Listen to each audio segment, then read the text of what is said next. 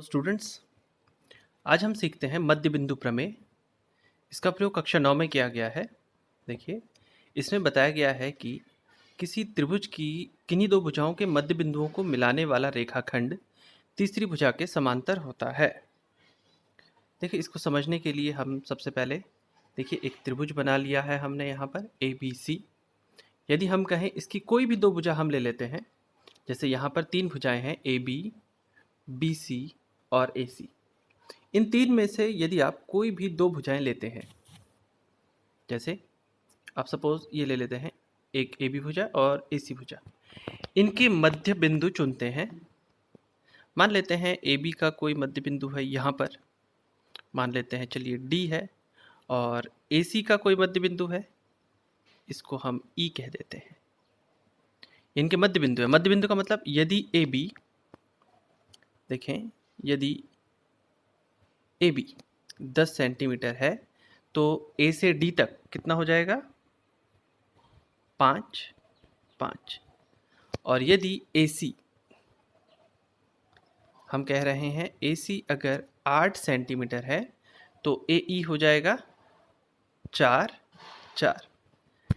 ये आपको समझाने के लिए कि मध्य बिंदु का क्या मतलब है। यानी D ने AB को दो बराबर भागों में बांटा है, वैसे ही E ने AC को दो बराबर भागों में बांट दिया है। तो देखें, तो D को E से अगर हम मिलाएंगे तो एक रेखा हमें मिलेगी DE। तो DE जो होगा वो BC के समांतर होगा। DE समांतर BC, बस यही कहना चाहती है मध्य बिंदु प्रमेय। अब ये कैसे हुआ, इसके लिए हम देखें, इसको थोड़ा आगे बढ़ाते हैं, सीखते हैं कि किस तरह से ये हो सकता है।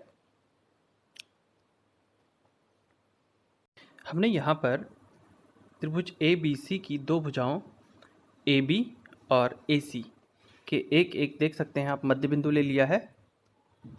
एक यहाँ पर लिया है, ये सपोज इसको हमने कहा D और इसको कह दिया E। और एक कार्य और करेंगे हम, BX, हमने एक किरण खींची है BX जो कि भुजा AC के समांतर है। ये देखें, इसको सिद्ध करने की कोशिश कर रहे हैं हम।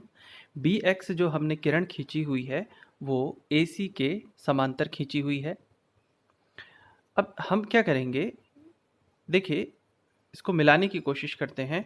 DE को मिलाते हैं इस तरह से और इसे आगे बढ़ाते हैं यहाँ तक।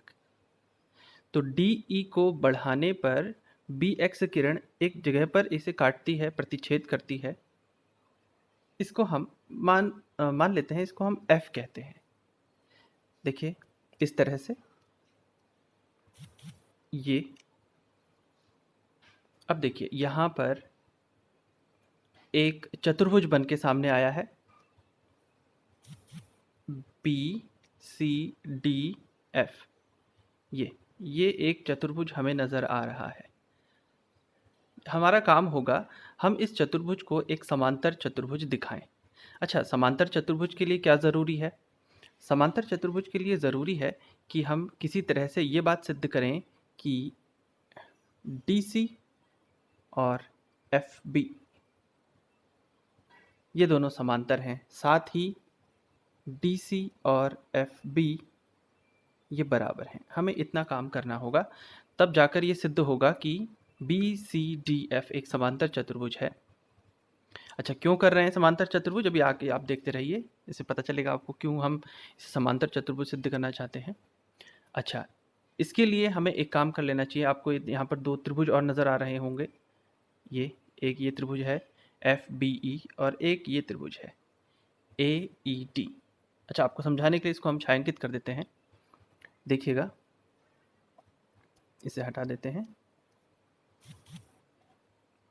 ये देखिए, हमने यहाँ पर दोनों ही त्रिभुजों को छायांकित कर लिया है। एक त्रिभुज आपको नज़र आ रहा होगा AED, इसे लाल रंग से छायांकित किया हुआ है। एक है FBE, इसे हमने काले रंग से छायांकित किया हुआ है।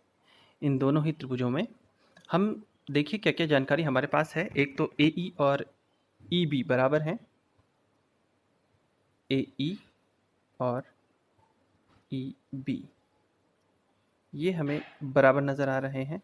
सोचें ये बराबर क्यों हैं? क्योंकि ई ए बी का मध्य बिंदु है, इसीलिए ए ई और ई बी बराबर हैं। एक जानकारी।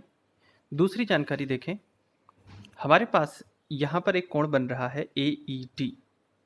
ये कोण ए ई डी और ये कोण होगा एफ ई बी, इस कोण के ठीक बराबर, क्योंकि ये दोनों ही शीर्षाभिमुख कोण हैं। तीसरी जानकारी देखिए, यहाँ पर एक कोण बना हुआ है डी ए ई। ये देखिए डी ए ई कोण, यह कोण एफ बी ई के ठीक बराबर होगा। सोचिए क्यों? क्योंकि देखिए हमने ए सी और बी एक्स, ये ए सी भुजा और बी एक्स भुजा समांतर खींची हुई थी, तो ए भी इसके लिए तिर्यक रेखा कहलाएगी और यहाँ पर ये बनने वाले कोण कहलाएंगे एकांतर कोण। इन दोनों बातों को हमने लिख लिया है। देखते हैं आगे। देखिए हमने इन्हें लिख लिया है कि कौन कौन से कोण और कौन सी भुजाएं यहाँ पर बराबर हैं। पहला ये कोण ए ई डी, ये क्योंकि शीर्षाभिमुख कोण है। इसके बाद ए ई बी ई, क्योंकि ई ए बी का मध्य बिंदु है। फिर लिखा है डी ए ई और ई बी एफ, ये दो कोण आपस में बराबर हैं क्योंकि ये एकांतर कोण है। अतः ये त्रिभुज हो गया सर्वांग सम। अच्छा, इसमें कुछ लिखने की बातें हैं कि ये कोण क्यों बराबर हुए, ये भुजाएं क्यों बराबर हुई और ये त्रिभुज आपस में किस सर्वांग समता कसौटी से सर्वांग सम है, तो इन्हें भी हम लिख लेते हैं। देखिए ये हमने लिख लिया, तीनों के ही कारण लिख दिए हैं। शीर्षाभिमुख कोण है और ई ए बी का मध्य बिंदु है और एकांतर कोण होने की वजह से। अच्छा, ये बताएं कि ये सर्वांग सम किस सर्वांग समता कसौटी से हुए हैं। देखिए हमने दिखाए हैं दो कोण, ये कोण है, ये भी एक कोण है और एक उन दोनों कोणों के बीच एक भुजा आ रही है, यानी ए एस ए सर्वांग समता कसौटी से ये दोनों त्रिभुज सर्वांग सम हुए हैं। तो इस बात को लिखना ज़रूरी है। अब इसके बाद देखिए ये हुआ है ए एस ए सर्वांग समता कसौटी से सर्वांग सम, और जिसे हमने लिख लिया है। अब देखते हैं इसके आगे। देखिए इसका क्या अर्थ होता है। ए डी के संगत है एफ बी, तो ए डी और एफ बी हो जाते हैं बराबर सी पी सी टी नियम की मदद से। ये लिख दिया है हमने। अच्छा, और ये है डी सी के बराबर। सोचें ये क्यों बराबर हो गया। देखिए ए डी कहाँ है, ये ए डी भुजा सी पी सी टी नियम से, क्योंकि ये दोनों त्रिभुज सर्वांग सम सिद्ध किए हैं, तो ये दोनों हो गए बराबर। अब देखिए डी जो है वो ए सी का मध्य बिंदु है और हमें मालूम था कि ए डी और डी सी पहले से ही बराबर हैं, क्योंकि डी ए सी का मध्य बिंदु है और क्योंकि ए डी अब एफ बी के बराबर हो गया है, इसका मतलब ये निकल के आता है कि यहाँ पर एफ बी डी सी के भी बराबर होगा। अब देखिए हमने शुरुआत क्या की थी। शुरुआत में हमने कहा था कि हम बी एक्स जो किरण खींचेंगे वो ए सी भुजा के समांतर खींचेंगे, यानी कि बी एफ डी सी के समांतर तो है ही है। ये बी एफ और डी सी आपस में समांतर हैं और अभी अभी हमने इस कथन से क्या सिद्ध कर दिया।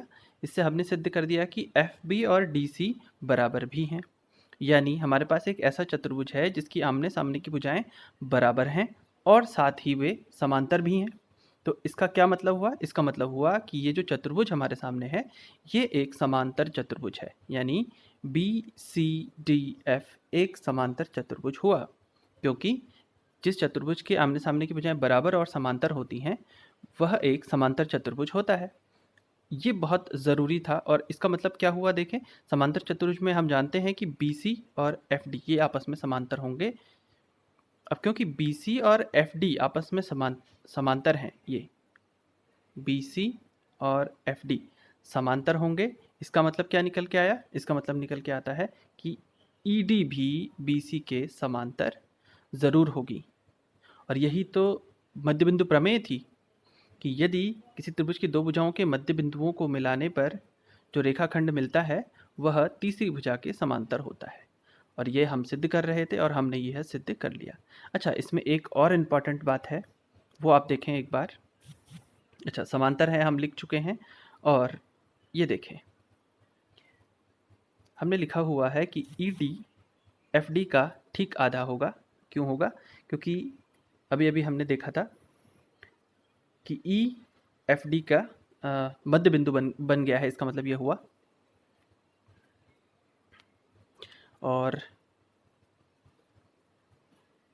तो अंततः हमने सीखा कि किसी त्रिभुज की किन्हीं दो भुजाओं के मध्य बिंदुओं को मिलाने वाला रेखाखंड तीसरी भुजा के समांतर होता है, साथ ही वो तीसरी भुजा का आधा भी होता है।